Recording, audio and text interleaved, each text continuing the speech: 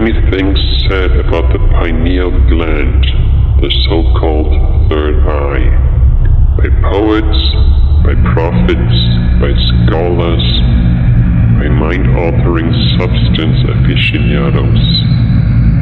None of them ever understood the true nature of this redundant organ from our past.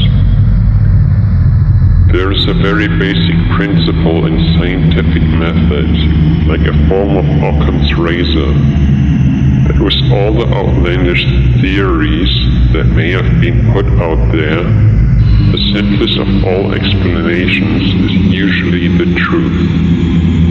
And that is one truth we must realize about the pineal gland with all the grand and bizarre theories that are put out there.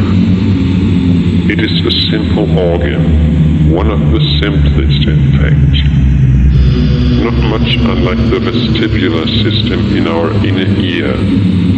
It is a very simple sense of direction, not one used very commonly in our daily goings about in our currently existing Homo sapiens lives, but a redundant leftover sense of direction from our distant ancestors.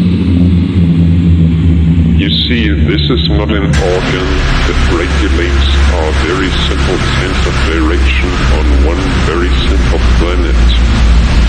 It is a redundant organ from a distant past that once regulated our sense of direction traveling between the stars. A remnant of the species we once were. But now, this is where we are now.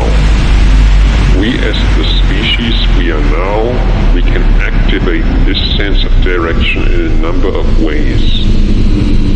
One such way I experienced myself when I laid down on a summer evening and saw the moon, saw how it was lit on one side and saw the sun in the direction the moon was lit from, and suddenly gaining a very clear understanding of where we are, where the moon is, and where the sun is, and immediately gaining from the pineal gland a sense of movement, a sense of seeing how the moon, the sun, and myself were moving parts in a system. The sense of movement is what the vestibular system feels moving across this one planet, except it is the pineal gland activated to feel our movement through the vastness of space. And our species memory goes further than that. The system that regulates our sense of direction traveling amongst the stars is in fact interconnected with all the redundant systems that we as a currently existing Homo sapiens species have accepted to be inexplicably innate instincts.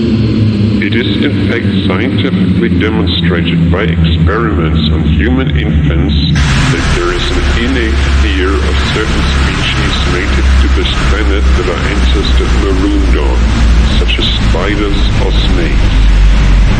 Human beings showed images of these animals, showed instinctual apprehension to such creatures without ever having had any personal experience with them. This is the result of species memory linked to the pineal gland. Animals such as spiders or snakes may pose no dire threat to the Homo sapiens beyond the unwitting poisoning.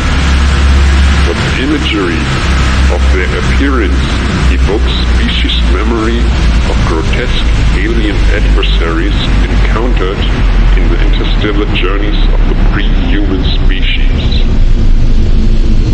And it does not end at adversaries.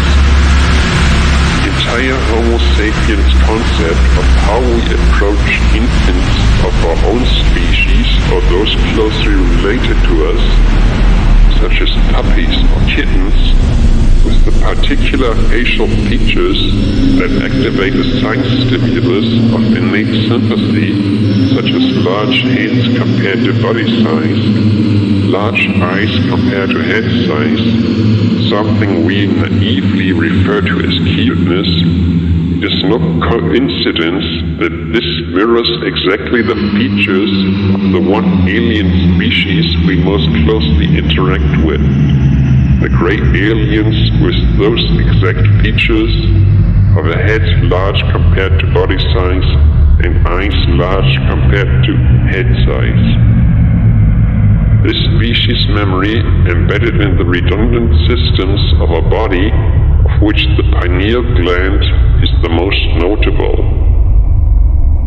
Therefore, to understand our true place in the universe as the Homo sapiens we have come to be now, it is most necessary to understand our species memory and how it puts us in relation to the universe around us. And understanding the nature of the pineal gland as the popular subject that it is can be a first step in that direction.